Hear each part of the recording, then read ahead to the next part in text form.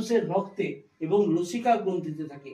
এই লসিকা গ্রন্থি তোমরা যখন রক্ত সংবহন পড়েছো তখন সেখানে দেখবে তাদের শরীরে বিভিন্ন জায়গায় লসিকা গ্রন্থিগুলো রয়েছে, যেমন হাঁটু, পায়ের গোড়া, বগলের কাছে এবং টনসিল, ব্রেস্ট, এবং আরো অনেক জায়গায় লয়েন, মানে এই কুচকি যাকে বলি আমরা, সেই সব জায়গায় এইগুলো লসিকাগুলো থাকে। আমি পরে এটার সম্বন্ধে ছবি দিয়ে দেখাবো লসিকাগুলো কোথায় কোথায় আছে, কোথায় কোথায় আক্রমণ করে, এই ছবিটা আলাদা করে একে তোমাদের দেখিয়ে দেবো গোটা শরীরের মধ্যে।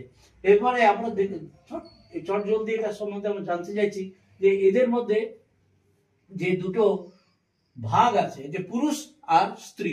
এই পুরুষের ক্ষেত্রে দেখো, পুরুষ হচ্ছে সবচেয়ে ছোট, এত ছোট যে এটা 40 মিলিমিটার, 40 মিলিমিটারের মাপ এটা, কিন্তু এটা হচ্ছে তার পুরুষের 3 গুণ, পুরুষের 3 গুণ হচ্ছে এর দৈর্ঘ্য।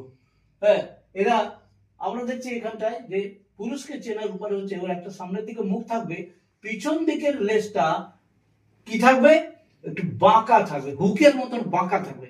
আর সেই হুকের বাঁকার কাছে এই যে দুটো লাল রঙের দাগ দিয়ে দেখিয়েছি, এগুলো হচ্ছে দুটো স্পিকিউলস থাকবে, ভীষণ ইম্পর্টেন্ট, দুটো স্পিকিউলস থাকবে, সাইজ হবে 40 মিলিমিটার, এবং এটা সবচেয়ে ছোট এদের স্ত্রী এবং পুরুষের মধ্যে, এটা ছোট।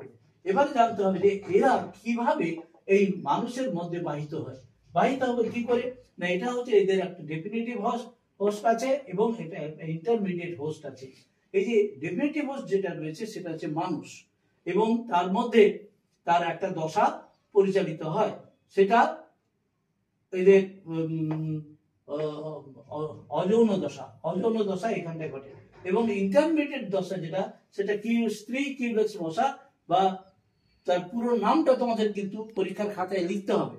দেখো সেটা কিউলেক্স কুইনকুইফেসিয়াটাস, কিউলেক্স কুইনকুইফেসিয়াটাস, এটা হচ্ছে কিউলেক্সের সায়েন্টিফিক নেম।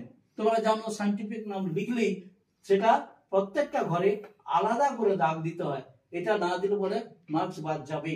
এবারে দেখা যাচ্ছে যে ইনফেক্টিভ দশাটা কি না, এই যে জীবন কাহিনীটা রয়েছে এর কোন দশাটা মানুষকে আক্রমণ করে, সেটা হচ্ছে ইনফেক্টিভ দশা, হচ্ছে মাইক্রোফাইলেরিয়া, এইটাই হচ্ছে ওদের লার্ভা। তাহলে ওদের লার্ভার নামটা কি, এটাও প্রশ্ন করবে।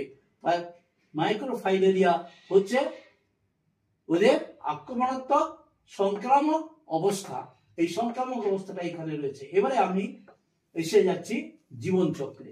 এই জীবন চক্রটা পুরোটা তোমার